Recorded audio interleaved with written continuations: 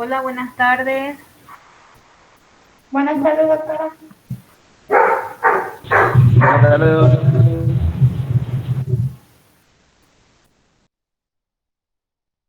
¿Cómo están?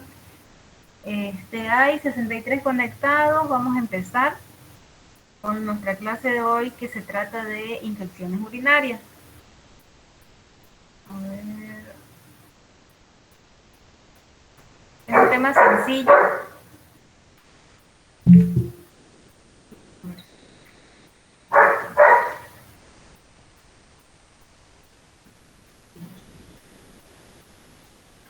Bueno, como les decía, es un tema sencillo que a pesar de que muchas veces, como lo creemos tan sencillo el tema, a veces creemos que ya sabemos prácticamente todo, pero al igual que todo en la medicina, han habido conceptos que han ido cambiando en lo que es infección urinaria.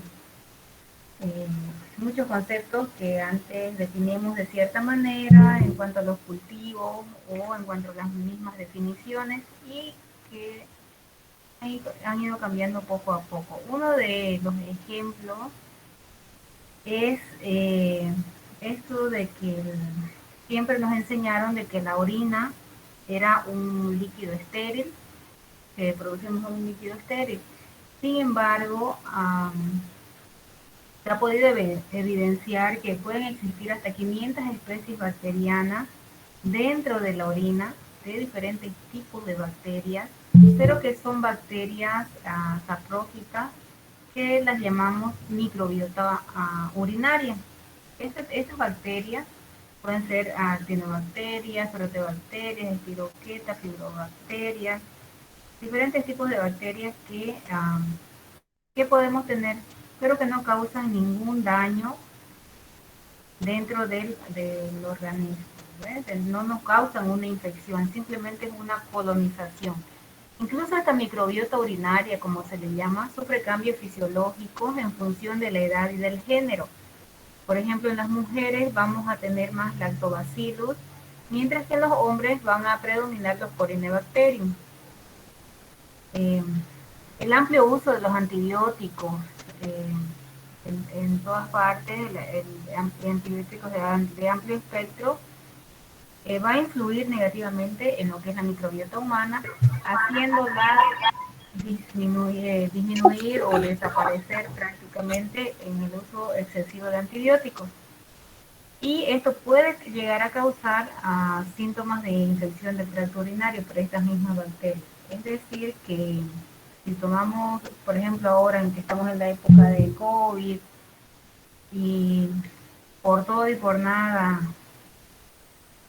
la gente receta antibióticos, aunque el paciente no los necesite, podemos afectar a esta microbiota urinaria.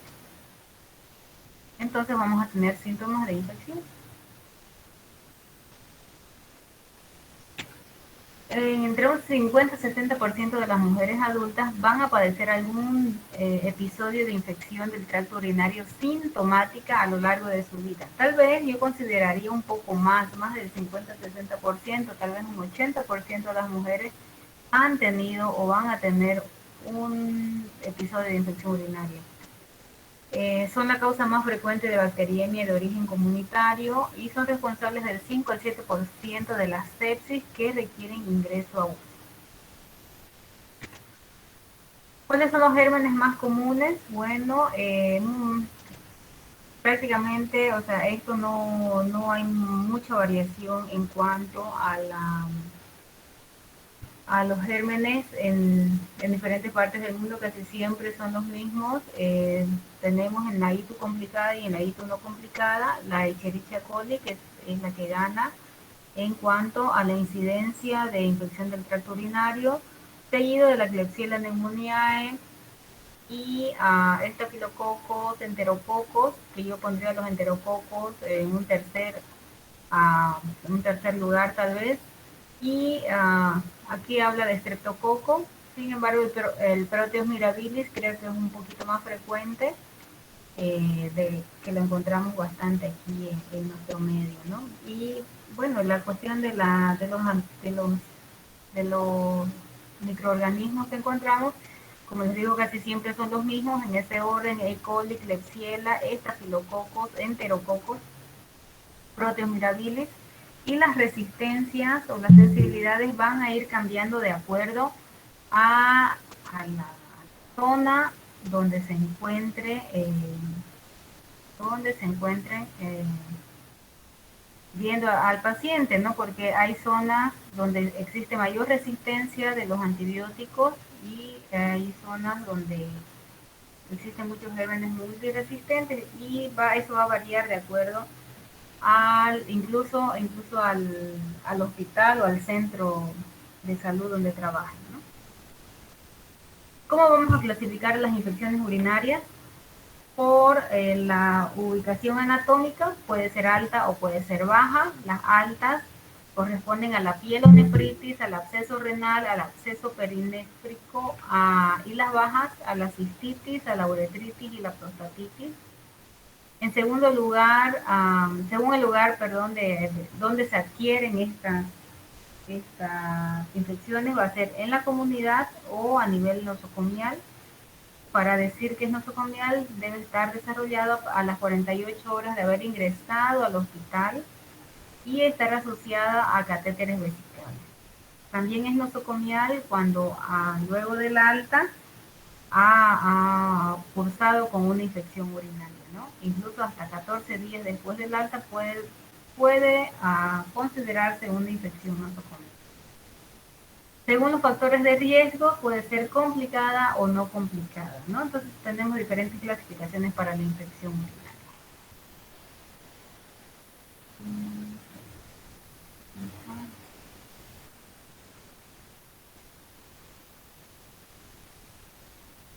Bueno. Clasificación de las infecciones urinarias. Entonces, las infecciones urinarias pueden clasificarse, como dijimos, en función a la evolución o a la coexistencia de factores de riesgo. ¿Qué es una ITU no complicada? Una ITU no complicada es la que ocurre en mujeres sanas no gestantes con síntomas de vía urinaria baja o de vía urinaria alta. La vía urinaria baja, los síntomas, ¿cuáles son? La cistitis, disuria, polaquiuria, urgencia miccional, dolor suprapúbico. Mientras que los síntomas de vía urinaria alta, que corresponden a la pielonefritis, son fiebre, dolor, malestar general, puño, percusión positiva. Estas pueden ser esporádicas o recurrentes, como vamos a ver. Y la ITU complicada, ¿a qué se refiere con ITU complicada? Esto se da en pacientes que presentan alguna de las condiciones que determinan mayor riesgo de evolución desfavorable.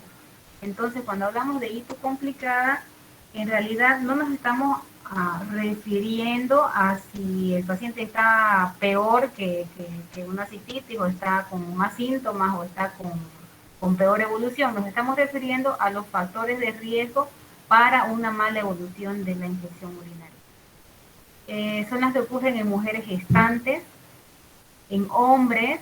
En los hombres siempre la infección urinaria va a ser complicada. Siempre un hombre que venga con un urocultivo, con un examen de orina y con sintomatología urinaria, siempre vamos a catalogarlo, vamos a darle el diagnóstico de una ITU complicada. La obstrucción, ya sea por obstrucciones uretrales, ureterales, ¿qué más? Insuficiencia renal. También los pacientes con insuficiencia renal son complicados. Ahorita vamos a ver esto con mayor detalle. También tenemos la ITU asociada a catéter, que es la ITU en presencia de catéter urinario permanente, una sonda vesical permanente, sin evidencia de otras fuentes de infección y con un urocultivo que tiene las unidades formadoras de colonia mayor o igual a 10.000 unidades formadoras de colonia en la muestra de orina del catéter, o en una muestra de orina obtenida 48 horas después de retirado del catéter. ITU recurrente, igual ahorita vamos a ver, son mayor o igual a 3 ITUs por año o 2 ITUs en los últimos 6 meses. Y la urosepsis, que es prácticamente un capítulo aparte, Es la disfunción orgánica que causa un riesgo vital debido a una infección urinaria.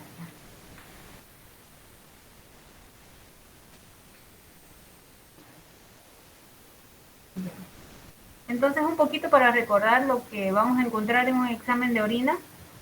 ¿Pueden ver esta diapositiva? ¿Se ve bien o la ven borrosa? Todavía no ha cambiado. Buenas. ¿No ha cambiado? ¿No cambia?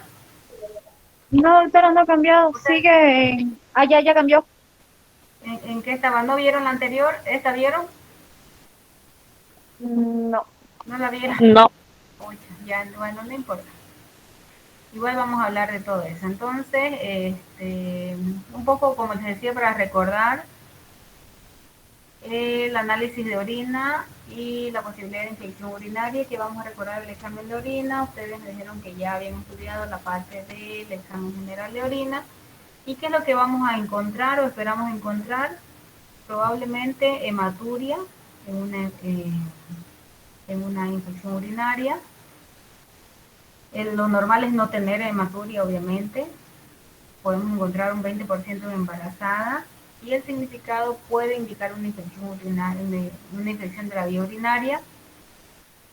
La esterasa leucocitaria, que es una prueba que se realiza con una tira reactiva, si es positiva, nos da datos de infección urinaria. Los nitritos, la presencia de nitritos puede ser positiva, pero esto hay que tener cuidado porque solamente los nitritos los producen las bacterias gram negativas.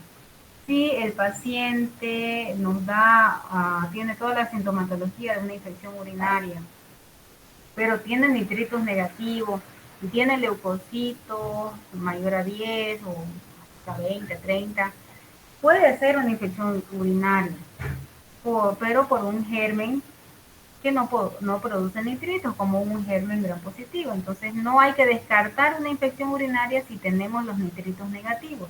Puede ser igual una infección, pero de un germen gram positivo.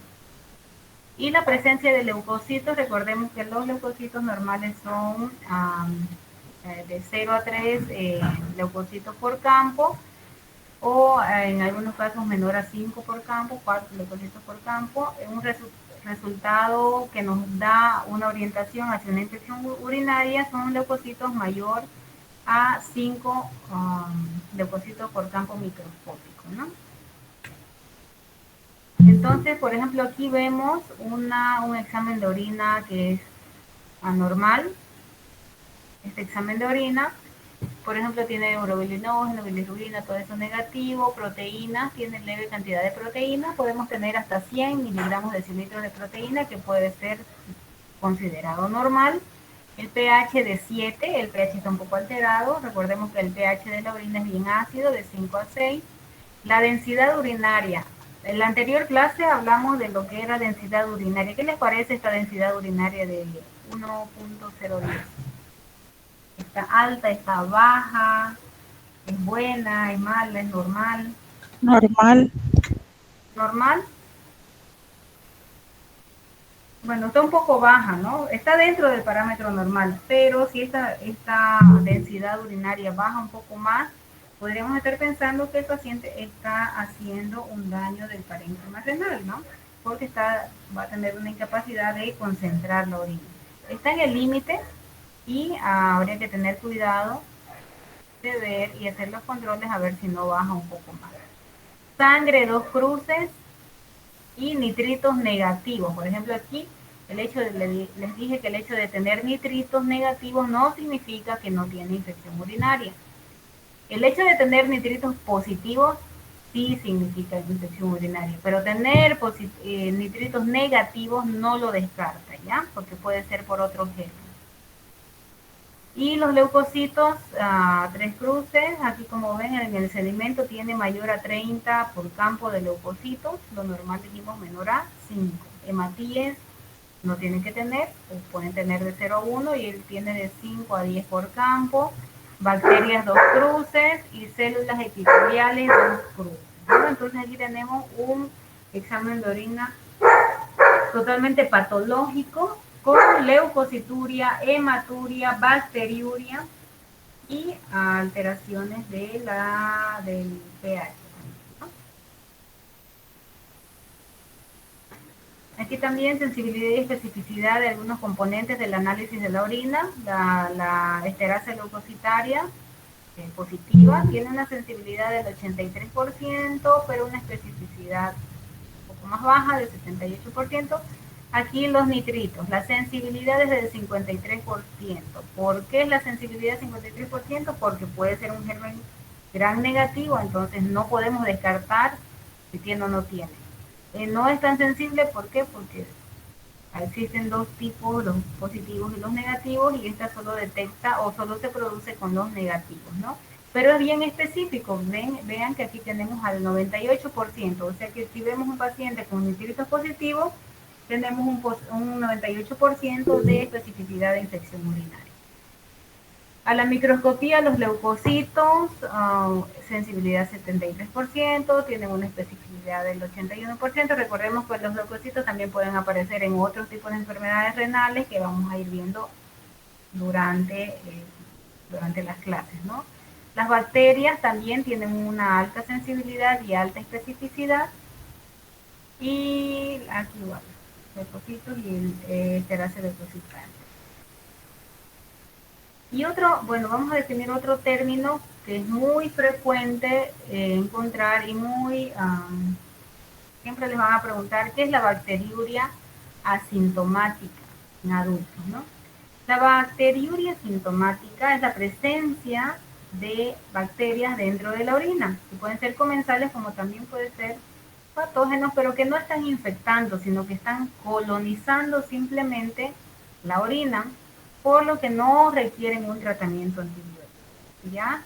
Es un paciente que, como dice, bacteriuria asintomática, no tiene síntomas, pero por un hallazgo casual, qué sé yo, que vemos un examen de orina de rutina y vemos que tiene bacterias y no tiene síntomas el paciente y lo mandamos a un cultivo, entonces ahí lo vamos a definir como bacteriuria asintomática con estos valores.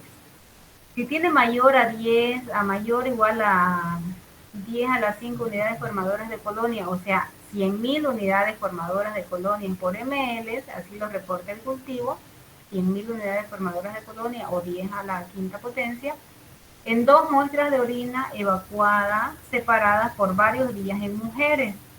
O sea, tenemos que hacer un control después de una semana, nos salió una paciente sin síntomas, con leucocitos elevados y, no sé, tal vez hematíes. Le hacemos un urocultivo. Nos salió 100.000 unidades formadoras de colonia, pero el paciente no tiene fiebre, no tiene síntomas. Le repetimos el cultivo a la semana para ver si efectivamente tiene esa bacteriuria asintomática y la podemos catalogar o diagnosticar con eso. También si tenemos 100.000 unidades formadoras de colonia en muestras de pacientes con cateterización crónica de la vía urinaria, pacientes que tienen, que usan sonda vesical permanente, ya lo podemos diagnosticar, pero que no tienen síntomas, ojo, ¿no? No tienen fiebre, no tienen dolor, no tienen colaquiuria, no tienen disuria, no tienen nada. También ¿cómo podemos catalogar la bacteriuria asintomática? Mayor o igual a 10 a la segunda potencia, unidades formadoras de colonia en muestras de pacientes con cateterización intermitente de la vía urinaria. Por ejemplo, le pusieron una sonda un día, 2 días y le sacaron y el paciente se fue a su casa, le hicimos un control de examen de orina y vimos que tenía bacterias, que tenía leucocitos, le pedimos el cultivo, pero nos reportó 10 a la 2 unidades formadoras de colonia, entonces lo catalogamos como bacteriuria asintomática. ¿Y por qué es importante catalogarlo como bacteriuria asintomática? Porque la bacteriuria asintomática no se necesita tratamiento. Es un hallazgo común en mujeres sanas, 1 a 5% en mujeres premenopáusicas, también en pacientes ancianos, en pacientes diabéticos y en pacientes gestantes y en pacientes institucionalizados. Entonces, encontrar la bacteriuria asintomática puede ser algo no tan común, pero sí puede ser relativamente frecuente, y hacer un screening o una búsqueda activa de bacteriuria asintomática no vale la pena porque no la tenemos que tratar, salvo dos casos importantes, que son bacteriuria asintomática en pacientes gestantes, pacientes embarazadas, que nos viene con un examen de orina con leucocitos y un urocultivo positivo, pero que no tiene síntomas, sí vamos a hacer tratamiento. Y también en pacientes que van a ser sometidos a un procedimiento urológico invasivo, que van a hacer una cistoscopía, que van a poner un catéter doble J. Entonces, pacientes que van a ser tratados quirúrgicamente por algún procedimiento urológico, sí tenemos que hacer tratamiento. Solo en esos dos casos. En los otros casos, si no tiene síntomas, no se trata, ¿ya? Pero eso no quiere decir que esta bacteriuria asintomática no vaya a tornarse una pielonefritis o una cistitis. Puede desarrollar ese tipo de patologías, pero lo que tenemos que hacer es evitar con medidas generales, tomando más líquido, pero no haciendo un tratamiento antibiótico como tal. Haciendo medidas generales sí, pero no hacer un tratamiento antibiótico. Y bueno, la cistitis no complicada. ¿Qué es la cistitis no complicada? Es una infección del tracto urinario bajo, que ocurre de manera esporádica o recurrente en mujeres sanas no gestantes. ¿Por qué hacemos hincapié en mujeres sanas no gestantes? Porque si fuera hombre, ya sería complicado. Toda infección urinaria en hombres es complicada, entonces cistitis no complicada dentro del concepto es que en mujeres sanas no gestantes. Igual, si aquí la mujer es sana pero es gestante, también ya sería complicada, no la catalogamos como cistitis no complicada. Entonces es muy importante este concepto, ¿ya? Mujeres sanas no gestantes. Si es hombre es complicado, si es gestante es complicado. Con el tracto genitourinario anatómico y funcionalmente normal. O sea que no tiene ninguna deformidad en el tracto urinario, no tiene estenosis, no tiene cálculos, nada de eso, ¿ya? Los síntomas que la caracterizan son disuria, polaquiuria y urgencia miccional. Ustedes conocen perfectamente estos síntomas, disuria, polaquiuria y urgencia miccional. Existe poca o nada afectación del estado general y no tiene fiebre. Esto es muy importante, el paciente no tiene fiebre, no tiene casi afectación del estado general. Es un paciente que que viajó en flota, por decirte, y no orinó toda la noche, y llega a su casa o llega al hotel y presenta disuria y urgencia miccional. Entonces es una cistitis no complicada, no tiene fiebre, no tiene nada, solamente tiene dolor al orinar. La presentación clínica es suficiente para establecer un diagnóstico y puede ser corroborado mediante una tira reactiva de orina. Entonces, aquí un pequeño resumen: mujeres sanas, no gestantes.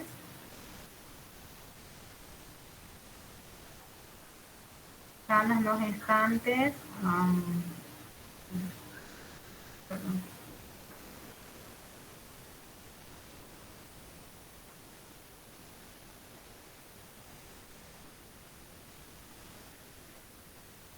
Eh, 50-60% de las mujeres a lo largo de su vida, como habíamos dicho. ¿Cuáles son los factores de riesgo para una cistitis?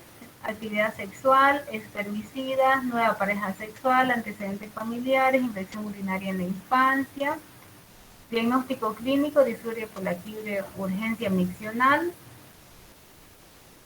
El germen predominante es la Escherichia coli y vamos a hacer un urocultivo si el paciente presenta síntomas atípicos o si estamos sospechando de que está haciendo una pielonefritis porque tiene una mala respuesta al tratamiento que le hemos iniciado, ¿ya?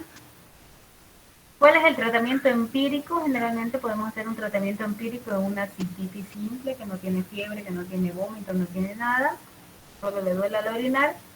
Es ideal hacer la fosfomicina 3 gramos en dosis única, nitrofurantoína 100 miligramos cada 12 horas por 5 días. Este medicamento de acá no lo tenemos acá, es decir, Mesivinam no lo tenemos dentro de Bolivia. Tenemos fosfomicina y nitrofurantoína sí. Como segunda opción, cotrimoxazol y trimethoprim. Entonces, si van a estar tratando a un paciente, ya sea en primer nivel, cuando digo una ITU que no tiene mayor complicación, no necesitamos darle fluoroquinolonas, ni penicilinas, ni cefalosporinas. No nos vamos directamente a tratar con ciprofloxacina. Esta es muy frecuente que un paciente o una persona que tiene cistitis, que tiene un dolor al orinar, automáticamente va a la farmacia y le dan Unicin F, generalmente le dan se llama quinolona, norfloxacina o ciprofloxacina, y no es necesario, y lo único que estamos haciendo es matar nuestra microbiota humana, ¿no? Microbiota urinaria, perdón. Entonces, con una simple fosfomicina en dosis única, podemos controlar esta cistitis. Si no tiene síntomas generales, obviamente. Informamos las medidas generales preventivas, cambios de hábitos y alternativas.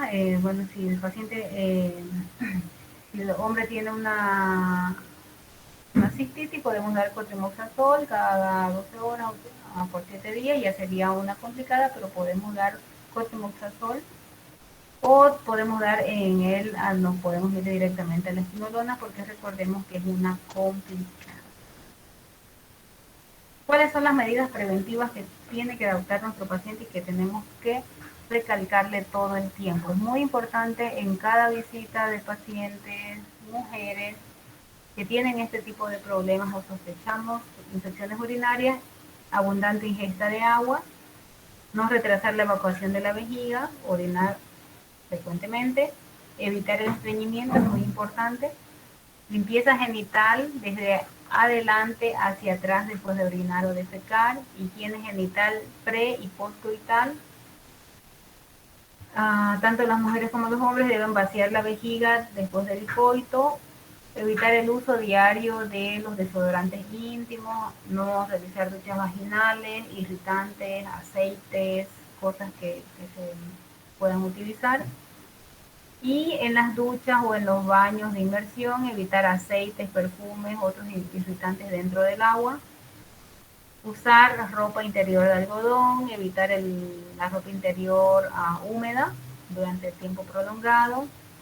Existen sustancias que también son irritantes para la vejiga, como son el café, el té y el alcohol, los picantes también.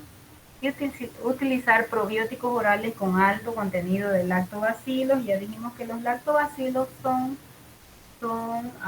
parte de la microbiota urinaria, entonces tenemos que repoblar esa microbiota urinaria utilizando los probióticos. ¿Cuáles son los probióticos? Fluorestor, Bioflora, Multiflora, esos que normalmente se dan para la diarrea en niños, pero verificar el contenido de los sobres que tengan lactobacilos. ¿Qué es una ITU recurrente? Seguimos con las definiciones. Es una ITU o una infección urinaria que se repite mayor o igual a 3 episodios en un año o mayor o igual a 2 episodios en los últimos 6 meses. Esta ITU recurrente puede ser recidivante o puede ser una reinfección.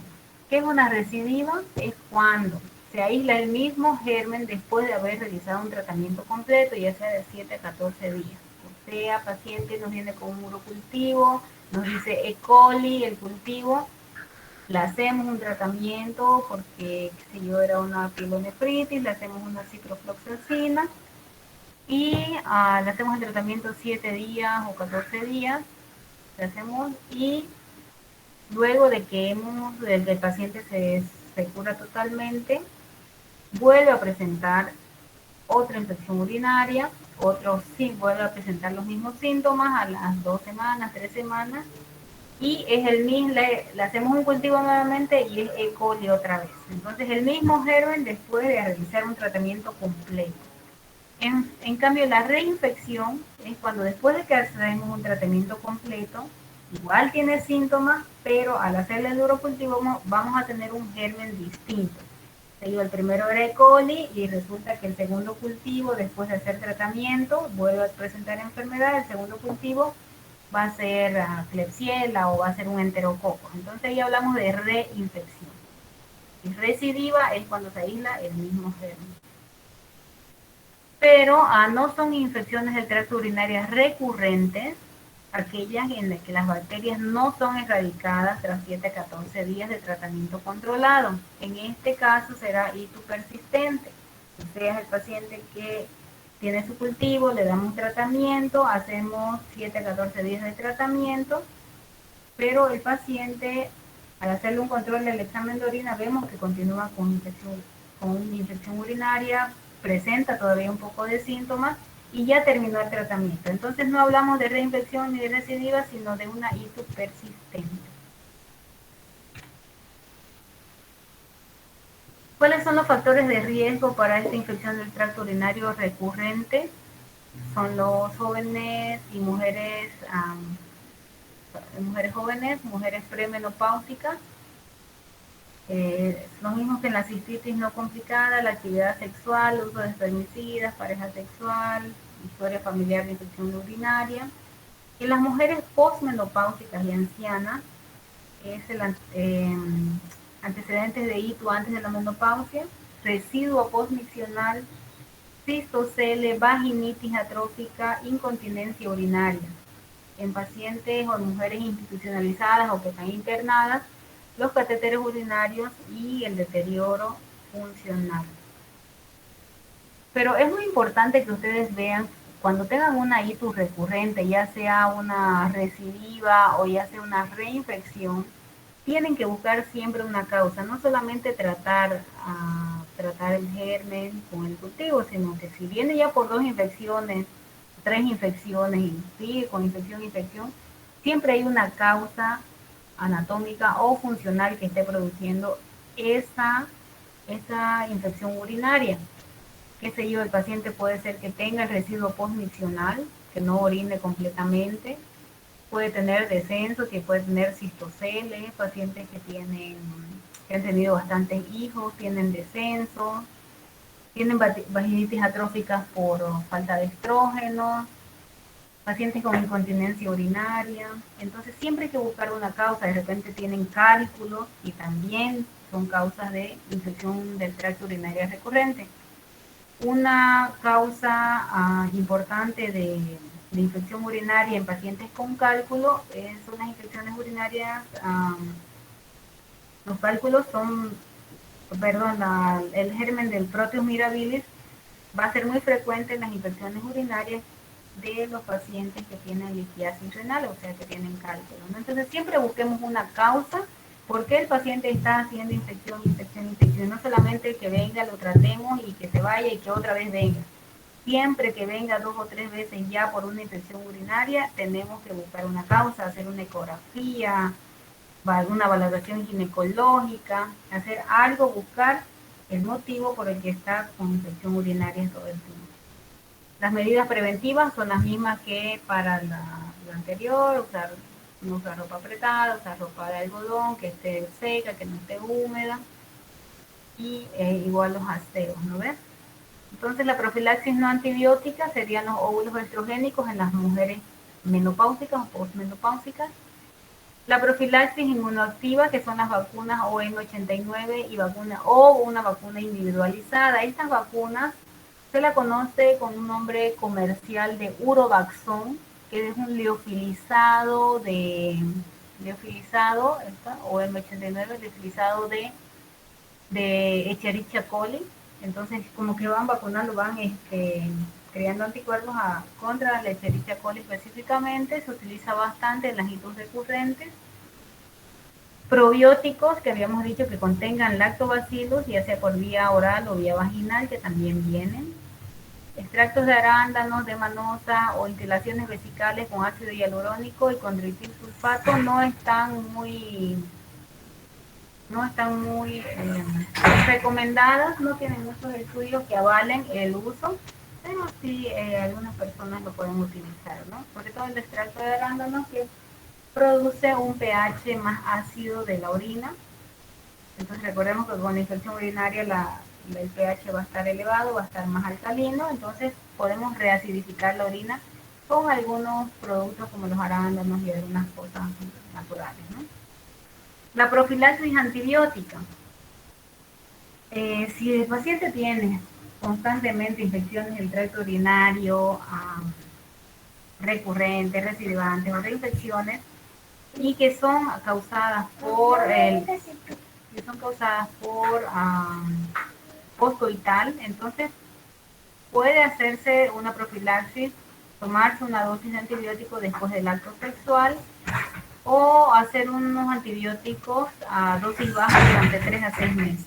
¿Con qué? Con fosfomicina o con nitrofurantoína. En instante podemos usar cefalosporina, ¿no? Y bueno, ahora vamos a hablar de lo que es la pielonefritis aguda no complicada.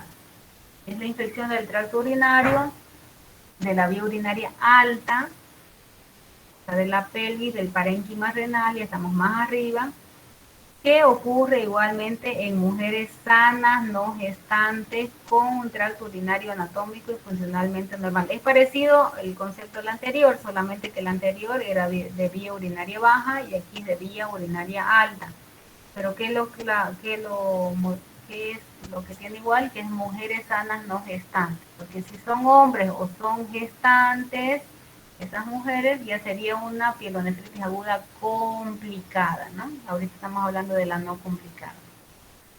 Tiene una alta incidencia anual de 10.5 a 25 millones de casos por año en el mundo. Y clínicamente, como dijimos, se va a diferenciar de la cistitis por estos, los síntomas sistémicos, que son fiebre, escalofríos, malestar general, náuseas, vómitos, dolor en fosa renal, puño percusión positiva. En un 20% de los casos pueden no tener síntomas de infección urinaria baja, o sea, no todos los pacientes que tienen pielonefritis van a venir a consultar por disuria, por polaquiuria y urgencia miccional. No toda infección urinaria tiene esos síntomas, entonces si nos consultan por fiebre, escalofrío, malestar general, náuseas, vómitos y dolor, o a veces incluso el dolor es generalizado que no lo saben dónde es, tenemos que sospechar de una pielonefritis aguda. Una pielonefritis aguda no complicada. Entonces, habíamos dicho mujeres sanas no gestantes. ¿Y cuál es el tratamiento? El tratamiento empírico es la hidratación, hidratar bien al paciente. Recordemos que está vomitando, que no puede comer, sintomático y antibiótico, ¿no? Vamos a darle un antiespasmódico también y los antibióticos durante 7 a 10 días. Opción 1, cefixime. Esto es para pacientes que toleran la vía oral o que vamos a hacer un tratamiento ambulatorio. Podemos hacer cefixime 400 miligramos cada 24 horas por 7 a 10 días y cefalosporinas de tercera generación, ¿no? Diferentes tipos de cefalosporinas. Las fluoroquinolonas, que son ciprofloxacina, 500 o 700 miligramos vía oral cada 12 horas por 7 días. O también existe ciprofloxacina de 1 gramo, que es una vez por día. Levofloxacina, 750 miligramos vía oral cada 24 horas por 5 días, ¿no? Eso dependiendo de la resistencia local que tengamos. Por eso habíamos dicho que cada hospital o cada centro tiene que tener estudios de cuál es su resistencia bacteriana que tiene, ¿no? Como alternativa en pacientes alérgicos, cotrimazol, timetrofin o un metalactámico hasta obtener un resultado del urocultivo. Si el paciente no va a tolerar la vía oral, entonces el paciente que está vomitando o no toleró nunca la vía oral, podemos utilizar ceftriaxona 2 gramos cada 24 horas o 1 gramo cada 12 horas también, cefotaxima, ciprofloxacina endovenosa, levofloxacina endovenosa, o irnos ya a cefalosporinas de cuarta generación, como son las cefepime de 2 gramos cada 12 horas, piperacilina, tazobactam, son casos ya muy extremos, ceftazidima, gentamicina, amikacina. Pero sobre todo esta segunda opción, guardarla para los pacientes que ya tengamos un urocultivo, ¿ya? Podemos irnos directamente con una ceftriaxona y vemos el cultivo. Si el cultivo está de acuerdo con esta primera opción, nos quedamos con esa, pero si el paciente no mejora y el cultivo nos dice que tiene resistencia a cualquiera de estos antibióticos, podemos irnos a la segunda opción, que son cuarta generación, piperacillina, ceftazidima también, pero sí con avibactam.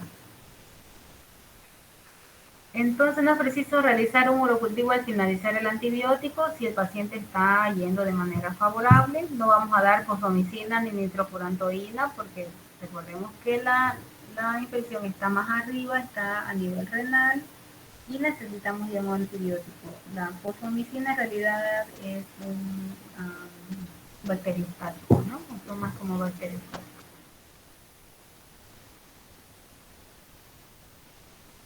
Y nos vamos a lo que es la itus complicada. ¿Qué es la ITU complicada? La ITU complicada son pacientes que tienen infección urinaria en presencia de un factor predisponente, que puede ser una condición del huésped o una alteración anatómico-funcional de la vía urinaria. Estos factores pueden condicionar a una peor evolución, puede ser que el paciente empeore, no va a mejorar tal vez más tan fácilmente, y puede ser tanto baja como alta, ¿no ven? Habíamos dicho que puede ser una cistitis o una pielonefritis, aunque es más frecuente la presentación como pielonefritis con fiebre y afectación del estado general. ¿Y quiénes son los que tienen la infección urinaria complicada? Hombres, mujeres gestantes, niños y ancianos, pacientes diabéticos, pacientes con inmunosupresión, son los que utilizan corticoides, con los que utilizan metotrexate, o pacientes oncológicos, ¿no? Que están inmunodeprimidos. O pacientes con VIH también están inmunodeprimidos. Infecciones relacionadas con el cuidado o atención sanitaria en pacientes hospitalizados o no, o sea, pacientes que están con una infección nosocomial. Obstrucción urinaria, ya sea mecánica, como dijimos, puede ser un cálculo.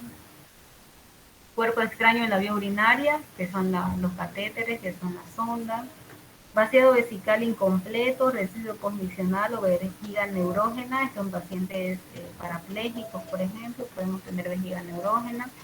Reflujo vesicoureteral, que ya es una alteración anatómica del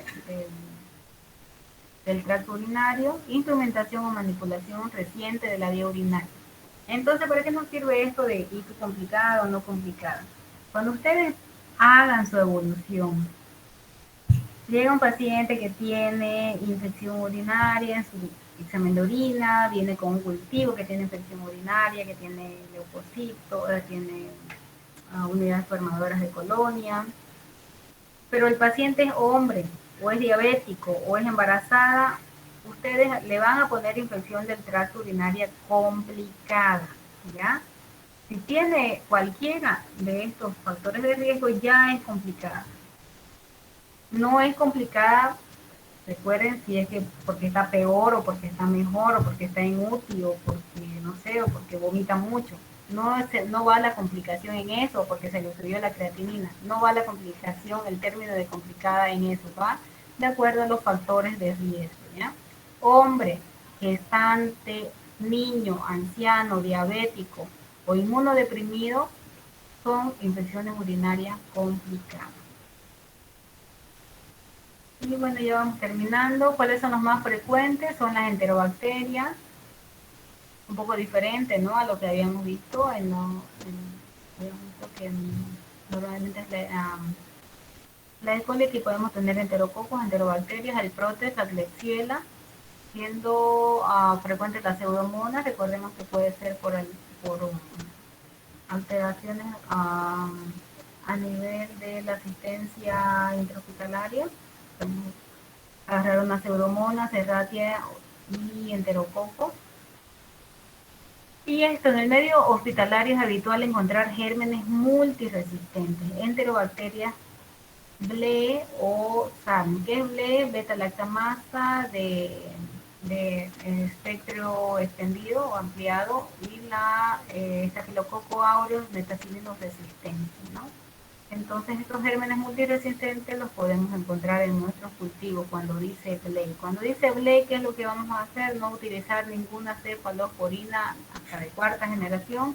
Tenemos que cambiar antibióticos, ya sea por carbapenémicos o depende de lo que nos diga el cultivo, ¿no?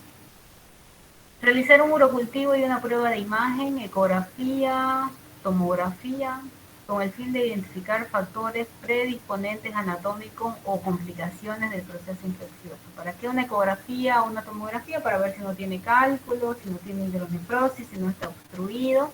Para eso hacemos una ecografía. ¿Ya? Y a ver acá. Dijimos que de los factores predisponentes pueden ser altas o bajas, baja cistitis, alta pielonefritis. Pueden complicarse, pueden tener mayor gravedad que una ITU no complicada. Hacemos el diagnóstico con urocultivo siempre. Si es una ITU complicada, siempre vamos a pedir un urocultivo, siempre. Mujer embarazada con infección urinaria, siempre pedir un urocultivo. Hombre, siempre pedir un urocultivo. Ecografía y tomografía para descartar cálculos, hidronefrosis, obstrucciones. Existe riesgo de multiresistentes en pacientes hospitalizados o que han estado hospitalizados antes. ¿Y cuál es el tratamiento? Empírico, porque obviamente el ideal es hacer a través de cultivo. Cefaloporinas de tercera generación, ceftriaxona, o podemos hacer amoxicilina en combinación con aminoglucósidos, pero por ejemplo acá no lo utilizamos tanto por la resistencia que tenemos a la amoxicilina. Por eso depende de las resistencias locales nos van a dar un parámetro de qué antibiótico utilizar, pero en general las cefalosporinas de tercera generación. Paciente con riesgo de infección por bacterias multiresistentes es el paciente que ha estado hospitalizado, recuerden, puede ser una pseudomonas, puede ser un estafilo meticilino resistente, entonces usamos meropenem, 1 gramo, pentapenem o IMI, o piperacilina, tazobactam. Pacientes graves, sepsis sepséptico, meropenem, ERTA junto a la micacina. Podemos utilizar vancomicina en pacientes que tienen patología vascular o que se sospecha de enterococos. Y respecto a pacientes graves o a la urosepsis, es un tema aparte que les voy a dar. ¿Tienen hasta aquí alguna pregunta, algún comentario?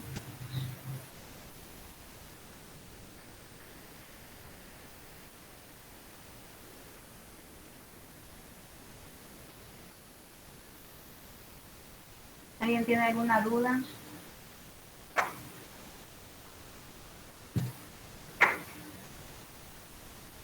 Doctora, Sí. buenas. Yo tuve un caso, por decir, con mi madre. ¿Ya? Ella era con pielonefritis asintomática también, diabética, hipertensa, pero ella fue tratada. Le dieron ciprofloxacino de 500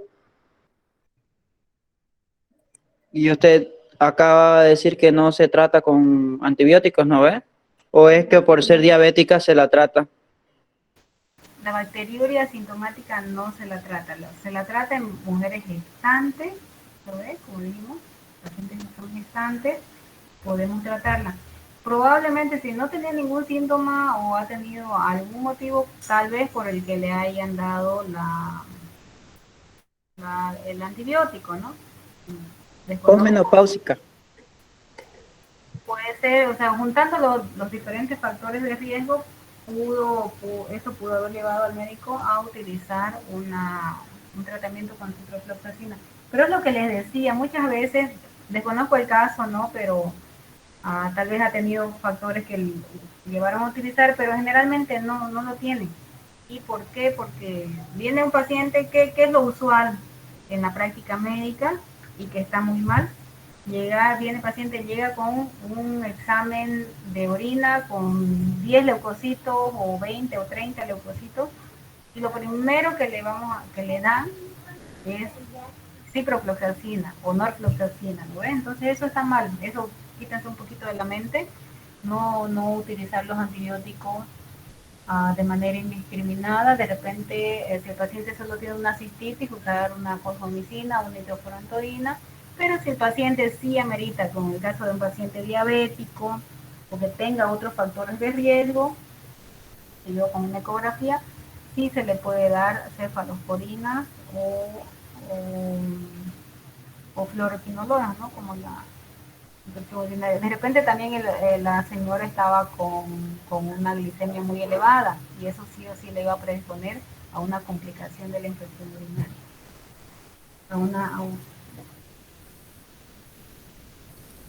Ya, doctora, muchas gracias.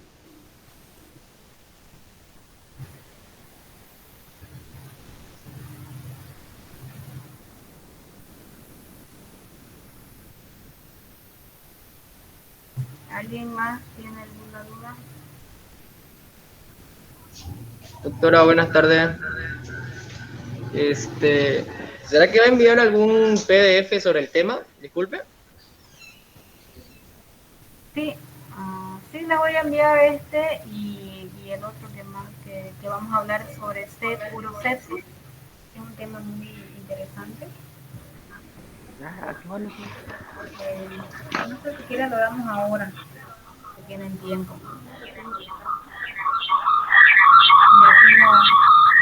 Y así ya nos pasamos Gracias, entonces el doctora. viernes y ya se dedican a estudiar porque creo que el lunes es nuestro examen, ¿no?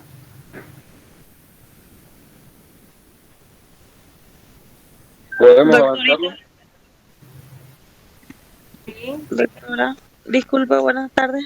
La anterior clase dijo que nos iba a enviar sus diapositivas para que estudiemos y se olvidó, creo. No envié, ya no me hicieron recuerdo. Y ahorita le voy a enviar entonces.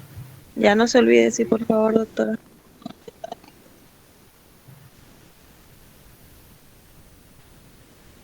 Entonces continuamos con la segunda parte de infecciones urinarias, si tienen tiempo.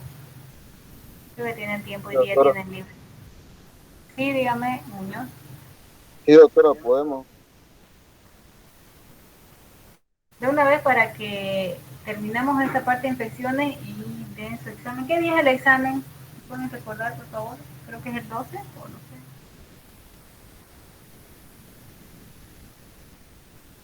El día lunes. Ya, entonces demos el tema ahorita, terminemos todo esto de infección urinaria y van a dar su examen de todo lo que es infección urinaria y lo de laboratorios, ¿no? Laboratorios en nefrología.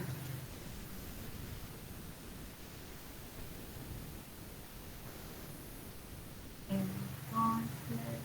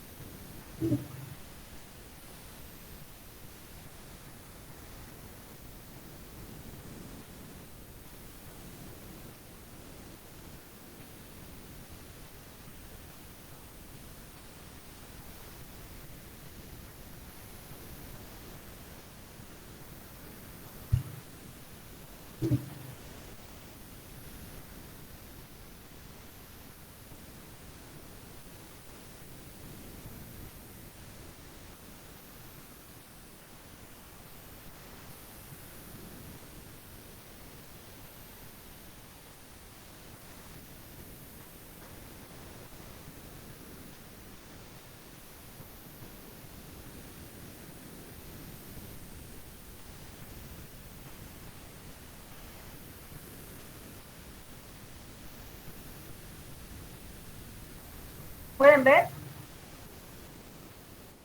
Sí, doctora. Esta es una presentación mía, no la realicé yo, pero me parece muy interesante lo que es la tesis nefrourológica, donde vamos a tocar puntos sobre infección urinaria, pero en el ámbito hospitalario, ¿no? Porque, bueno, en la atención primaria ya dijimos el tratamiento es más sencillo, 5 a 7 días, pero hay aspectos importantes intrahospitalarios que debemos conocer. Y bueno, la sepsis nefrológica, primero vamos a definir qué es sepsis, ya de acuerdo al tercer consenso, ¿no ven? De sepsis. La sepsis representa una disfunción desregulada, una respuesta desregulada del organismo hacia una infección. Y tiene sus criterios, que son los criterios SOFA, no sé si en algún momento han llevado, si no lo podemos ver, en los criterios SOFA, que nos van a dar a un mayor a 2 puntos, que nos van a dar a un diagnóstico de lo que es una disfunción orgánica, que nos va a orientar hacia lo que es la sepsis, ¿no ve? Todo paciente que tiene sepsis es un paciente grave. Aquí dan las definiciones de sepsis, de acuerdo, la primera definición fue en 1991 y han ido cambiando entre lo que es sepsis severa, sepsis inducida, con hipoperfusión. Ahora solamente se habla de sepsis y de shock séptico. Los criterios SOFA son estos, la escala de SOFA, que es para ver la falla de órgano, toma parámetros respiratorios, coagulación, hígado, cardiovascular, sistema nervioso central y renal, ¿no? Entonces con estos laboratorios de SOFA, aquí vamos marcando y viendo cuántos puntos tiene cada paciente de acuerdo a, por ejemplo, coagulación, las plaquetas, vemos si tiene mayor a 150.000, de 0, si tiene bajas de 50.000, vamos marcando 3 y así vamos aumentando sumando los puntos para ver cuánto. Con mayor a 2 ya nos da un criterio de falla orgánica que puede estar relacionado con sepsis, ¿no ves? Y bueno, recordemos que aproximadamente el 15 a 20% de los pacientes con infección urinaria pueden llegar a unidad de terapia intensiva con una sepsis urológica. De hecho, el 15% de los ingresos a UTI pueden ser por estas causas, ¿no? La infección del tracto urinario consiste en la colonización y multiplicación microbiana, esto ya lo habíamos visto, habitualmente bacteriana, ¿no ven? Siguen en frecuencia las del aparato respiratorio, son de las infecciones nosocomiales más frecuentes. Entonces las primeras causas de consulta son aparato respiratorio, tos y esas cosas, y luego vienen las infecciones urinarias. Más frecuentes en el sexo femenino, 50% de las mujeres puede padecer a lo largo de la vida. La clasificación que ya la vimos, según factores de riesgo, según ubicación. Y la ITU no complicada es un mínimo riesgo de invasión tisular. Cuando hablamos de complicada, nos referimos al riesgo de invasión tisular y previsión de respuesta a un tratamiento estándar corto de 3 días. O sea, una paciente que en 3 días con un tratamiento ya debe estar con una franca mejoría, ¿no? Esto va a ser una mujer joven, de edad fértil, no embarazada y con síntomas menores a 7 días. La complicada, que tiene mayor riesgo de complicaciones regionales y desarrollar gérmenes y desarrollo de gérmenes resistentes, que son hombres, embarazadas, inmunodeprimidos, enfermedad renal crónica, alteraciones anatómicas, o también por una cirugía urológica o una patología litiásica. Entonces nunca, por favor, se olviden de esto, ¿ya? Están viendo las diapositivas, ¿no? Sí, doctora. Entonces, ITU complicada, hombres, embarazadas, inmunodeprimidos, enfermedad renal crónica, alteraciones anatomopatológicas y patología litiásica o cálculos renales. Entonces, ahí hablamos de complicada. Esto es lo mismo. Este es un sistema igual de clasificación, por si algún que le pregunta sistema ONERUC, ¿dónde van a los factores de riesgo? 0, factores de riesgo, si es recurrente, extrarrenal, nefrológico, urológico, caracterizado. Y esto nos va a dar para ver si es no complicada o si es complicada, ¿no? Clasificación en complicada y no complicada según criterios de ONERU. Y es esto, se refiere a esta tabla, ¿ya? Pero como dijimos ahorita vamos a hablar de lo que es la sepsis, la urosepsis, ¿no? ¿Cuáles las vías de colonización que tienen las bacterias? Son ascendentes, la más frecuente, la hematógena y la linfática. Entonces, ¿por qué es ascendente? Decimos cómo puede penetrar las bacterias dentro de del tracto urinario. Y eso, no sé si vieron en las anteriores diapositivas, me olvidé mencionarles que estas bacterias tienen unas fimbrias o pilis. Estos se van a adherir al epitelio del tracto urinario y van a contraerse y con eso van a provocar el movimiento hacia arriba para poder colonizar estos órganos, ¿no? Entonces, a través de esos filamentos ellos se van a poder afianzar dentro del epitelio y evitar que sean eliminados a través de la orina, ¿no? Es por eso importante el hecho de tomar abundante agua para que por presión, la presión positiva que está con la que sale la orina pueda arrastrar estos microorganismos. Bueno, aquí hablamos de los fimbrias o de los pilis, interacción entre el huésped y un microorganismo. ¿Cuáles son los factores del huésped? El flujo urinario. Un poco flujo urinario va a tener tendencia a colonización o infección por estas bacterias. Alteraciones químicas u hormonales del epitelio uretral o genital. Dijimos las mujeres menopáusicas, ¿no? Hábitos higiénicos, una mala limpieza, cateterismo, manipulación urinaria, el embarazo, la diabetes y predisposición genética. Factores del microorganismo, capacidad de adhesión al epitelio. Con estos pilis o fimbrias, el microorganismo se va a adherir a las células del epitelio, ¿ya? Del huésped. En cuanto a la sepsis nefrourológica, aproximadamente el 30%, origina el 30% de la sepsis, de los ingresos a terapia intensiva. Es la tercera a cuarta incidencia de ingresos a terapia intensiva y la mortalidad alcanza el 44%. Eso es de la sepsis por una infección urinaria. No es que la infección urinaria alcance una mortalidad del 44%. Estamos hablando de cuando ya se convirtió en una sepsis, en una urosepsis, ¿no? Puede ser muy grave. Y bueno, diferentes estudios que estudian la epidemiología, el diagnóstico y tratamiento de la sepsis. Por ejemplo, en la de Uruguay, que es donde han hecho este estudio. ¿Qué es lo que nos da las características de la sepsis? Por ejemplo, la nefrourológica corresponde en este hospital que hicieron el estudio al 11.1%. Ellos, por ejemplo, tienen más focos respiratorios, que en general son los que siempre ganan, los respiratorios. Tienen en segundo lugar peritoneal y de partes blandas, pero esto varía, este orden varía, a excepción del respiratorio, este orden varía de acuerdo a la zona donde nos encontremos, al hospital, al centro donde estemos.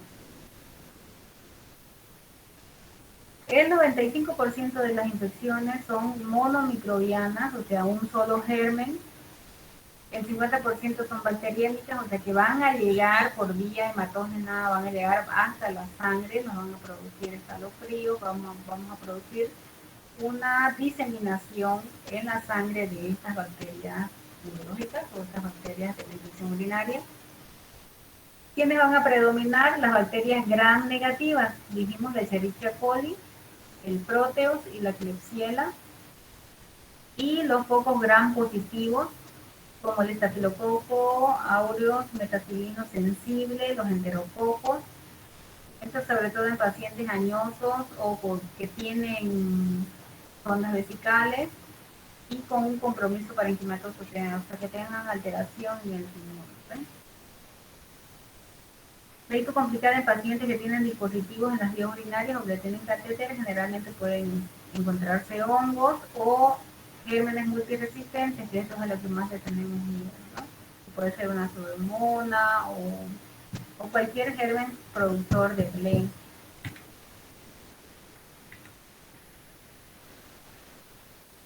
Aquí nos muestra un cuadro igual de la Escherichia coli, Proteus, Enterococos, son las bacterias predominantes que tienen en ese hospital, por ejemplo, siempre ganando la Escherichia coli. En segundo lugar lo tienen al Proteus. Aquí, por ejemplo, en Trinidad, el Proteus estaría como en un tercer lugar. Tenemos Escherichia coli, a Klebsiella en segundo y Proteus en tercero, más o menos. Por ahí se van. ¿Cuáles son los factores de riesgo para el desarrollo de enterobacterias productoras de ble? Cuando le llega un urocultivo, nos va a decir Escherichia coli y le van a dar el antibiograma de qué es lo que puede utilizar y qué es lo que puede no, si es resistente o es sensible. Pero si dice productora de ble, ya automáticamente prácticamente es multiresistente y vamos a hacer que no vamos a poder utilizar cefalosporinas ni de tercera ni de cuarta generación. Tenemos que utilizar otro tipo de antibióticos. Esto se va a dar en pacientes con insuficiencia renal, por ejemplo, los pacientes que tienen hemodiálisis, hospitalizaciones previas, pacientes, recordemos que estos pueden ser por gérmenes asociados a servicios de salud, son multiresistentes, pseudomonas, estáfilos, portadores de sonda y la insuficiencia renal crónica. Entonces siempre vemos que estos pacientes van a tener sus factores de riesgo, que son estos, ¿no? Microorganismos más frecuentes, Escherichia coli y Klebsiella, generalmente cuando vienen productoras de ble son la Klebsiella, la Escherichia coli, en estos estamos igual prácticamente acá. ¿Y cuál va a ser la clínica de la urosepsis? Porque ¿cómo vamos a darnos cuenta que tiene urosepsis? Puede tener un síndrome urinario bajo, que son la disuria, polatiuria, tenesmo vesical, o también puede tener un síndrome urinario alto, o sea, una pielonefritis, como el dolor lumbar, dolor en la región de Gullón o signo de Gullón, Urraco y Giordano. ¿Alguien recuerda estos signos semiológicos o estos sitios semiológicos? Gullón, Urraco o el signo de Giordano o la maniobra. ¿Nadie recuerda?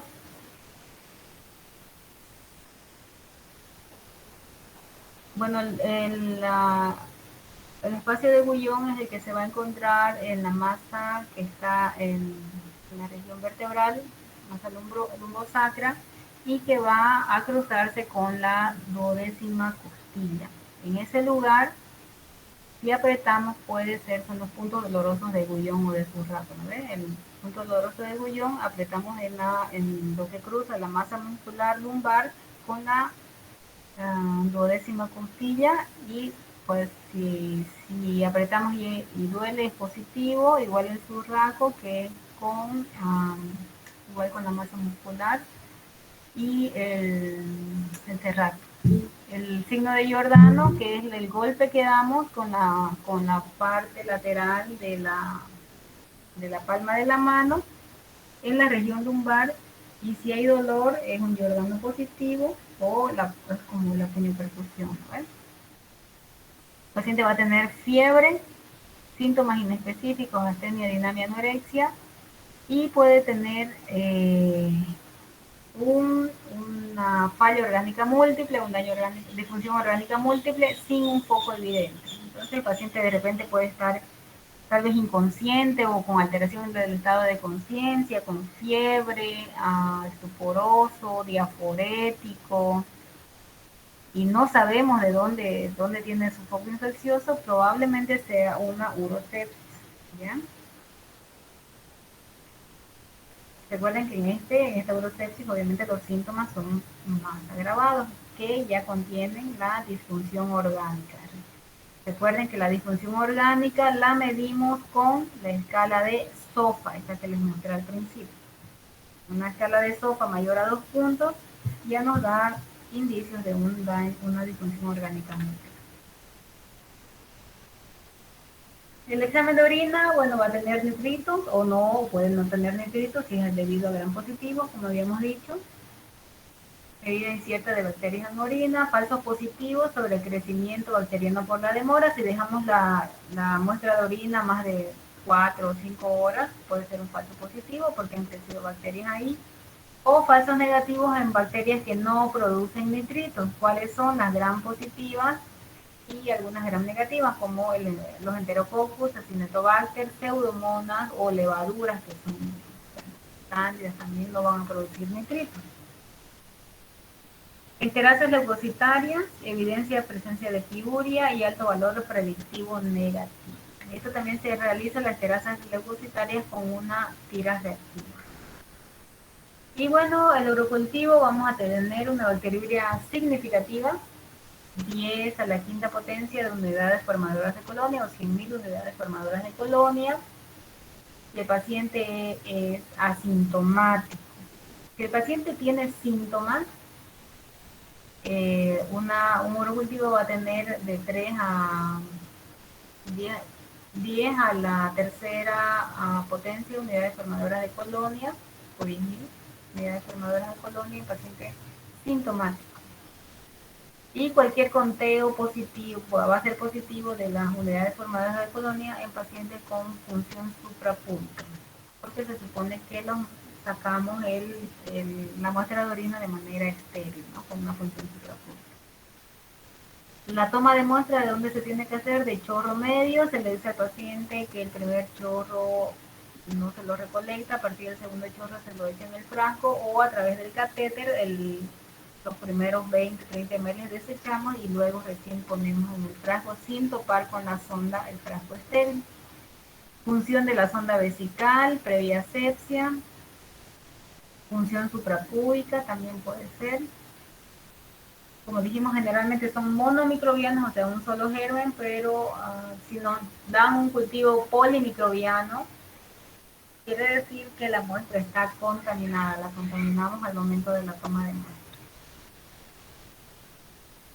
O el paciente de repente está con un catéter, también puede ser polimicrobiano. La sola, lo que habíamos dicho, la sola presencia de bacterias en orina no puede considerarse como criterio diagnóstico de infección del tracto urinario. El clásico número de 100.000 bacterias por ml no puede considerarse globalmente válido y cifras muy inferiores como 100 a 1000 bacterias pueden valorarse como bacteriuria significativa, indicativa de infección urinaria cuando las muestras son obtenidas adecuadamente, ya sea por una suprapúbica o por una sonda, y si el paciente sí tiene síntomas urinarios específicos y piuria mayor a 10 leucocitos por tanto. Entonces esto es importante. Como les dije, todo va cambiando y a nosotros siempre nos enseñaron que mayor a 100.000 bacterias o 100.000 unidades formadoras de colonia ya era una infección urinaria, ¿lo ven? No siempre va a ser 100.000, puede ser con menos valores, menos valor de unidades formadoras de colonia o de bacterias, pero en pacientes que tienen síntomas y que tienen una toma de muestra adecuada, ¿no? Si el paciente tiene síntomas de dolor, náusea, vómito, tiene leucocitos, pero el urocultivo nos sale que solo tiene 10.000, que tiene 1.000, sí es válido para una infección del tracto urinario. Entonces eso es algo que ha cambiado un poco en cuanto al criterio de diagnóstico, ¿no? Aquí lo mismo, resultados del cultivo, las de las colonias, que ya habíamos hablado. ¿Qué más vamos a hacer? Hemocultivo, recordemos que el paciente está séptico, el paciente está en terapia intensiva, una terapia intermedia. Aparte del urocultivo, vamos a recolectar hemocultivo, de preferencia antes de iniciar un tratamiento empírico, ¿no? Tenemos hasta media hora antes de iniciar un tratamiento antibiótico empírico, para tomar todas las muestras de cultivo que tengamos en una sepsis, ya sea urinaria, pulmonar, lo que sea la sepsis, En cuestión de sepsis tenemos media hora desde que diagnosticamos la sepsis para iniciar antibióticos para que nos dé tiempo de tomar todos los cultivos y que estén sin antibiótico a la hora de la toma. Vamos a tomar 2 muestras de hemocultivo en diferentes sitios de función y con diferencia de 30 minutos. 50% son bacteriémicas, o sea que se van a diseminar por la sangre, una hipo severa, pielonefritis, prostatitis, obstrucción del tracto urinario, van a producir una diseminación hematógena. Vamos a pedir una tomografía de abdomen y pelvis. ¿Para qué? Buscando anormalidades, buscando deformaciones, buscando absceso renal, porque una simple cistitis difícil que nos lleve a terapia intensiva, ¿no ven? Muy difícil. Entonces siempre tenemos que buscar, si el paciente tiene infección urinaria, lo tratamos y empeoró, se puso muy mal, busquemos algo que le que haya hecho que no funcione nuestro tratamiento. Puede ser que el paciente tenga un absceso renal o absceso perirenal, puede ser que tenga una pielonefritis enfisematosa. Esto es muy común en pacientes que tienen la pielonefritis enfisematosa, es muy común en pacientes que tienen diabetes y es una urgencia. Este paciente que tiene pielonefritis enfisematosa generalmente tiene que operarse, hacer ya sea una nefrectomía o un drenaje en caso de que tenga un absceso también, porque se ve aire dentro del riñón, entonces es una urgencia esto, ¿ya? Obstrucción del tracto urinario, vamos a ver con la pelvis, de repente tiene unos cálculos muy marcados, ya sea en la pelvis, o también podemos ver cálculos en los uréteres, que no se ven en la ecografía, podemos verlos acá y que nos producen una obstrucción. Con contraste es ideal, pero hay que ver si el paciente, costo-beneficio, primero si el paciente puede pagarlo, o si el paciente se encuentra con buenas condiciones de la función renal, de repente está con creatinina de 2, ya no vamos a pedir con contraste, pedimos una simple. Pero igual podemos ver un enfisema renal, ¿no? Una pielonefritis enfisematosa en caso de una tomografía sin contraste. La ecografía es menos sensible, pero la podemos hacer con mayor facilidad. Podemos diagnosticar un absceso prostático o retroperitoneal. Incluso un buen ecografista nos puede decir que existe un absceso renal, ¿no? O un hematoma renal. ¿Cómo vamos a ver el absceso renal? Aquí hay un ejemplo de una tomografía. Esta es una tomografía abdominal con contraste, por ejemplo. Este riñón de aquí, este es el riñón izquierdo.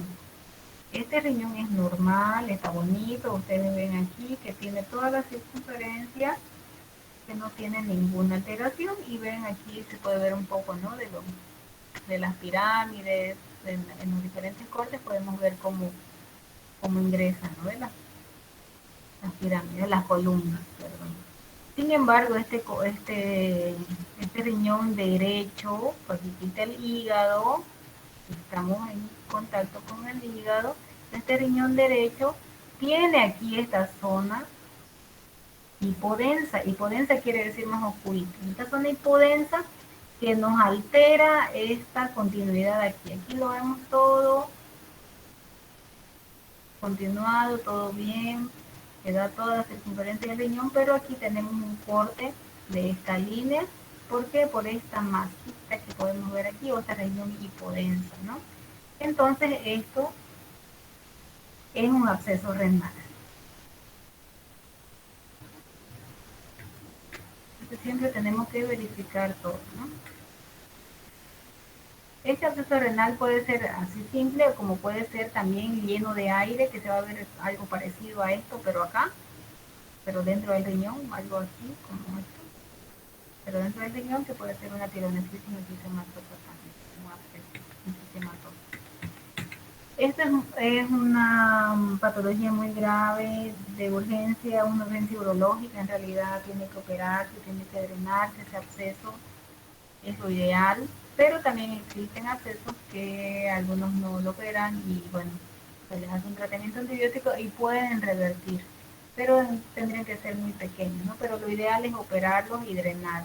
Los abscesos renales y perirrenales corresponden a infecciones supuradas que comprometen el riñón o el espacio perinefrítico. No existe presentación clínica característica, sintomatología inespecífica, puede ser como una infección urinaria, una pielonefritis, y la sospecha debe ser alta. Se debe sospechar frente a la presencia de síntomas de infección urinaria que no responden a un tratamiento antimicrobiano adecuado. Ya habíamos dicho, al paciente que le damos antimicrobiano y no responde, le tenemos que hacer mínimo una ecografía para ver qué está pasando en su riñón o qué está pasando en su vejiga, ¿ya? Tal vez tenga algún factor que nos esté predisponiendo a que no cure esa infección. Y uno de esos son los abscesos renales. El absceso renal también duele bastante, duele mucho. Entonces, puede tener no solamente una pielonefritis que tiene el dolor en región lumbar, ese dolor en región lumbar puede tratarse de un absceso renal. Factores de riesgo para producir un absceso renal: la diabetes, paciente con infección urinaria, diabético, sintomático, puede llegar a ser un absceso renal o una pielonefritis enfisematosa. Entonces, siempre el paciente con diabetes hay que hacerle, aparte de su control rutinario de examen de orina, hay que hacerle una ecografía para ver cómo está funcionando eso, ¿no? Sobre todo si tiene infecciones recurrentes. La obstrucción ureteral nos puede llevar a producir abscesos renales porque ahí se va reteniendo la orina y, como dijimos, los gérmenes van a ir subiendo, como no van a salir, no va a salir la orina, no los va a arrastrar hacia el exterior, entonces van subiendo, colonizan, infectan esa orina que se queda ahí y producen un absceso. Uso de drogas endovenosas también por vía hematógena pueden llegar bacterias hasta el riñón, o la inmunosupresión. ¿Quiénes son los inmunosuprimidos? Pacientes con artritis, con lupus o con VIH, ¿no?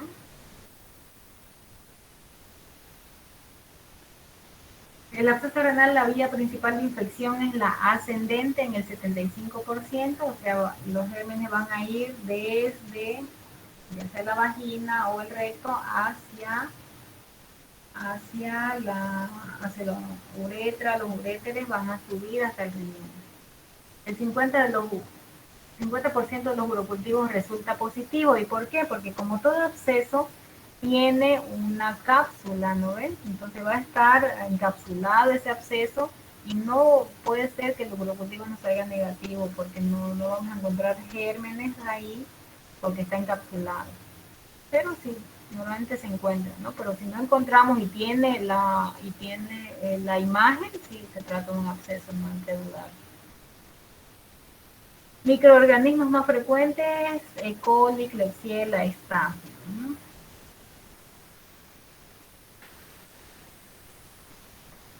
La ecografía como prueba de imagen, tanto para el diagnóstico como para el seguimiento de abscesos renales, es importante. Un buen ecografista nos puede diagnosticar un absceso renal o perirenal, perinefrítico, o nos puede diagnosticar, nos ayuda bastante. Si bien ataca con contraste alcanza un éxito diagnóstico entre 90 y 100%, pero no siempre la podemos realizar porque el paciente puede tener una injuria renal aguda.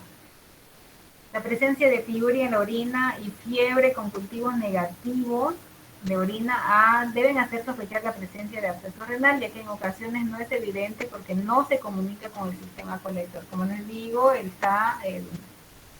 el absceso está encapsulado, está lejos del sistema colector, lejos de la pelvis renal, y no vamos a poder encontrar en la orina las bacterias que producen este absceso. Pero el paciente va a tener leucocituria, eso sí. ¿Por qué? Porque hay un daño a nivel tubular, ¿no ven? Absceso renal, el tratamiento, la cirugía y el uso de antimicrobianos son los pilares fundamentales del tratamiento. Lo ideal es que, bueno, un tratamiento por parte del urólogo tiene que entrar y drenar ese absceso. En el tratamiento de un absceso renal se han establecido 4 posibilidades: antibióticos de amplio espectro, drenaje percutáneo de la lesión, también se puede hacer un drenaje sin ingresar, sin abrir, un drenaje con unas agujas especiales, podemos hacer un drenaje de ese absceso que está superficial, ¿no? Abscesos de tamaño menor a 3 a 5 centímetros, se utiliza terapia antibiótica como primera línea terapéutica. Estos son los abscesos que habíamos dicho que pueden revertir, que pueden reabsorberse solamente con antibióticos, y bueno, hay que estar observando frecuentemente, ¿no? Y haciendo controles de tomografía. Los abscesos de mayor diámetro o con afectación múltiple son drenados de forma percutánea o con cirugía abierta. Puede ser de las dos maneras. Un absceso perirrenal, aquí vemos por ejemplo esta imagen igual hipodensa que no está dentro del riñón, sino que está afuera. Recuerdan que cuando hablamos de anatomía dijimos que lo que rodea el riñón es una grasa, ¿no? Es la grasa perirrenal. Entonces ahí puede producirse también un absceso. Cuando existen golpes, cuando existen hematomas y se llena ese espacio, esa grasa perirrenal, puede haber ruptura de algún vaso o algo, y abscedarse ese hematoma puede ser en la grasa perirrenal, ¿no ven? Entonces la vemos a un lado, pero el problema es que comprimen obviamente las estructuras del riñón. Y aquí está otra imagen de lo que les decía, la pielonefritis enfisematosa, que es frecuente. Hemos tenido muchos casos de pielonefritis enfisematosa. Todas ellas han sido diabéticas y con infecciones urinarias recurrentes, ¿no? Aquí este es el riñón normal, por decirle, está redondito, no tiene nada en su interior. En una tomografía con contraste podemos ver el ingreso de las columnas o las pirámides en Malpighi, pero aquí no se nota mucho. Pero en este riñón, ¿qué es lo que vemos? Que tiene esta imagen de aire dentro del riñón. Vamos a ver estas imágenes de aire en esto de acá, que es el intestino. Eso es normal, eso es normal. Pero dentro del riñón nunca tenemos que ver esta imagen de aire, ¿ya? Entonces, aquí si vemos aire es porque existen microorganismos que están produciendo un enfisema, ¿no? Y también es una urgencia y se tiene que abrir, drenar, si es que hay que drenar algo, y sobre todo utilizar el tratamiento antibiótico. Es más frecuente en mujeres diabéticas, como les decía. Nosotros hemos tenido varios pacientes con pielonefritis enfisematosa, diabéticas todas, asociado o no a la obstrucción del tracto urinario. Microorganismos más frecuentes: E. coli, Klebsiella, Proteus, Citrobacter, perfecto, igual tenemos acá. Tienen una alta mortalidad, mayor al 70%, si no se lo tratan. Tratamiento antibiótico terapia y nefrectomía en la mayoría de los casos. ¿Ven? Hay que sacar ese foco de infección. En cuanto a los tratamientos que hemos realizado, nos ha ido muy bien, la verdad que no se ha muerto ninguno de nuestros pacientes con pielonefritis enfisematosa, y se ha llegado a hacer la cirugía en todas ellas, ¿no? Ureterohidronefrosis. Esta es la obstrucción que hablábamos, que puede ser también causa de una sepsis renal, una urosepsis. Ustedes ven aquí, esto de aquí, esta imagen, que no es igual que esta, porque este es aire, que es bien negra. Esta imagen que es hipodensa, pero que está agrandada dentro del riñón, esto es agua, o sea, es la orina, y que está muy grande porque hay una obstrucción. Probablemente este sea el cálculo, esto blanquito de acá, y produce que esto sea más grande. Esto generalmente no se ve tan grande, se ve muy poquito, pero cuando lo vemos así, lo vemos como un honguito, ¿no ves? Como un champiñón. ¿Han visto champiñones cortados? Normalmente lo vemos así, ¿no? Como un champiñón, para que se den cuenta. Esto está muy dilatado y es una hidronefrosis, probablemente no, por los cálculos. Y esto, injuria renal aguda séptica, no les voy a hablar de esto porque, bueno, esto vamos a hablar cuando hablemos de injuria renal, ¿ya? Porque está todo lo que es Akin, Cadigo, esto no, todavía no vamos a hablar de eso. Y tus criterios de hospitalización, aquí esto podemos hablar, y tus complicadas. ¿Quiénes son las complicadas? Varones, gestantes, inmunodeprimidos, diabéticos. Tipos complicadas, pielonefritis no complicadas, definir ingreso luego de periodo de valoración, tratamiento inicial. Para hospitalización, considerar elementos de gravedad, que son el SOFA, el Quick SOFA, que son 3 parámetros que se toman en cuenta: presión arterial, la frecuencia respiratoria y el estado de conciencia. Ese es el Quick SOFA. El SOFA es la tabla que les mostré al inicio, que toma los parámetros renales, hematológicos, bilirrubinas y creatinina. Eso va en el SOFA, ¿no ven? Ver si tiene mayor a 2 puntos ya son criterios de gravedad. Enfermedad crónica descompensada, embarazo, inmunosupresión relevante, inmuria renal aguda, un diagnóstico incierto. Entonces son criterios de pacientes que vamos a hospitalizarlo para hacerles un tratamiento. El tratamiento multidisciplinario, intensivista, internista, urólogo, nefrólogo, dirigido a eliminar el foco. Tratamiento antibiótico a un inicio precoz es muy importante para disminuir la mortalidad. El tratamiento siempre va a ser por vía endovenosa en los pacientes con absceso o con pielonefritis enfisematosa, y dirigido a los gérmenes planteables según la epidemiología que tengamos, ¿no? O de acuerdo al cultivo, si es que le podemos hacer, o durante la cirugía le pueden tomar la muestra para el cultivo también. Tenemos que evitar las complicaciones. El tratamiento de acuerdo al cultivo: se debe hacer hemocultivo antes de iniciar la antibioticoterapia empírica.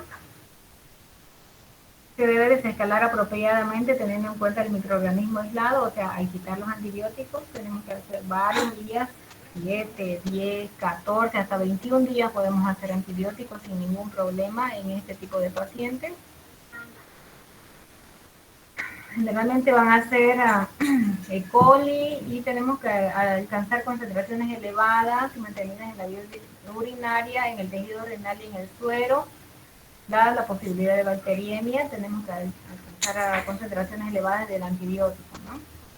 Y dosis plenas en las primeras 24 a 48 horas y luego ajustar según el filtrado glomerular. Entonces, ¿para qué nos sirve el filtrado glomerular? Porque al inicio damos dosis plena, la dosis que está indicada, ya sea 2 gramos, cada 8 horas, lo que tengamos que indicar, y luego la ajustamos a la función glomerular, a lo que ustedes hicieron en su práctica. Recuerdan de calcular el filtrado glomerular. Nos sirve para calcular la dosis de antibiótico que le vamos a dar al paciente. El tratamiento antibiótico, ya dijimos, depende del germen generalmente. Que vamos a hacer cefalosporina, IMI, banco, mero. Aquí tenemos tratamientos antibióticos, tratamiento de paciente internado, pacientes que no tienen factores de tener microorganismos multidrogoresistentes, usamos el ceftriaxona, ciprofloxacin, y en pacientes que sí sospechamos de drogoresistencia, pacientes que son muy resistentes, nos vamos a algo más elevado, que son piperacilina, tazobactam, amikacina. Podemos utilizar combinaciones de ciproamica. Entonces hay diferentes esquemas antibióticos que vamos a utilizar de acuerdo a la causa y de acuerdo al cultivo que tengamos sobre todo, ¿no? Y esto ya habíamos hablado de esto. Entonces, hasta ahí quería hablarles de lo que es la sepsis urológica, ¿no? La sepsis nefrourológica. ¿Alguna duda, alguna pregunta?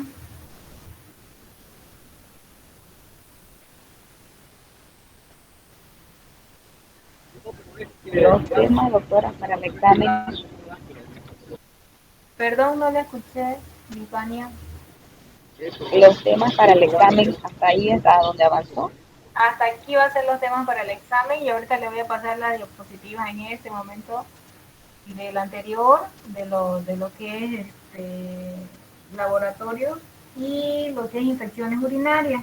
De infecciones urinarias son dos cosas, que son un texto que les voy a pasar en un PDF, Y estas diapositivas que están muy bonitas, están muy didácticas, para combinar la parte de urosepsia, ¿no?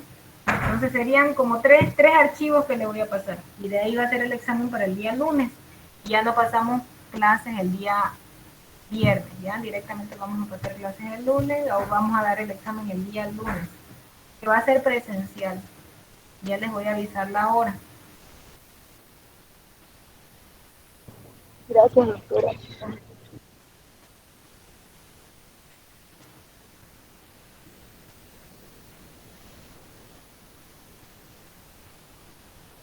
¿Alguien más tiene alguna pregunta, alguna duda? Doctora, ¿lo va a pasar por el grupo o por módulo? ¿Perdón? ¿Lo va a pasar por el grupo o por módulo?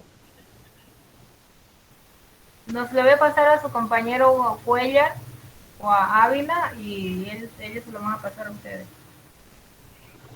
Ya, gracias, doctora. Y todavía no me han habilitado código, por eso ni siquiera he puesto sus notas del primer parcial.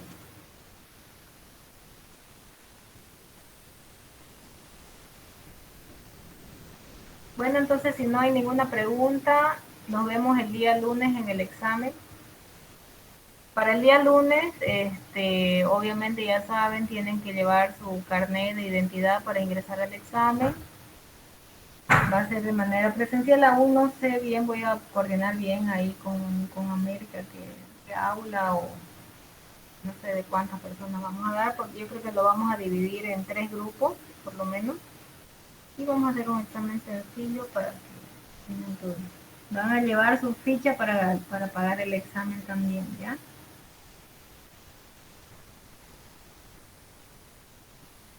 Entonces, nos vemos el día lunes. Ya me comunicaré con ustedes para el horario del examen. Ok, doctora. Ya, doctora, muchas gracias. Ya, doctora, gracias.